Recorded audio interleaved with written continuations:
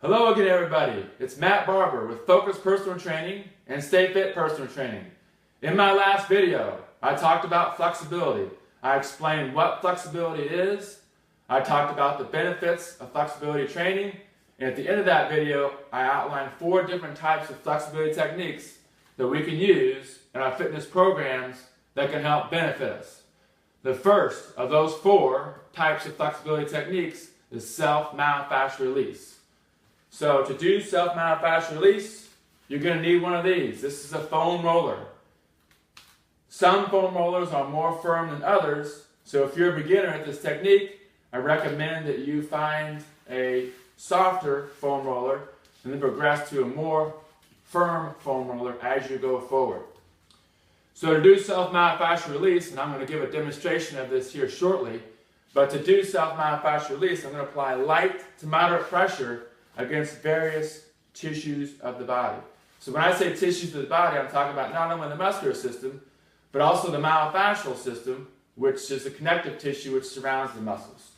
So in our everyday lives, we accumulate stress in those tissues I just mentioned due to repetitive activities such as sitting at a desk on a computer for long periods of time, such as recreational activities like golfing, like swinging a golf club, driving a golf club repetitively, or for that matter, swinging a tennis racket repetitively, or it could be due to working out on a regular basis. That puts a lot of cumulative stress on our muscles and our myofascial system as well.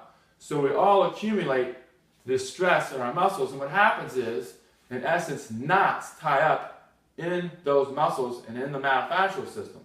So when we apply pressure with light to moderate pressure against those knots, it helps release those knots and restores those tissues to their proper length. As a result, you're going to function better, you're going to perform better, and most importantly, you're going to feel better and have less pain. So self-myofascial release can be performed every day. You can do it every day. The best time to do it is before you work out, but it can also be used after workout as a cool down. So now that I've explained what self-myofascial release is and how it benefits us, let me show a demonstration of how it's done. In this particular example, I'm foam rolling a muscle called the piriformis. The piriformis runs basically from the end of the spine to the hip. So when this muscle gets tight, it puts a lot of pressure on the sciatic nerve, which in turn can cause pain and discomfort to resonate all the way down the leg. So when I first get on the roller, I'm going to gently roll back and forth until I find one of those knots I was speaking of. Once I find one of those knots, it will feel uncomfortable, and that's okay. A little bit of discomfort is okay when it comes to self-myofascial release. If you have extreme pain, that is not okay. If you have extreme pain, you should get off the foam roller immediately.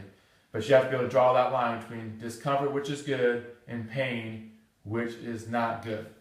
So once I find one of these knots, I'm going to hold that knot in position for at least 30 seconds. I'm not going to roll back and forth real aggressively because that's counterproductive.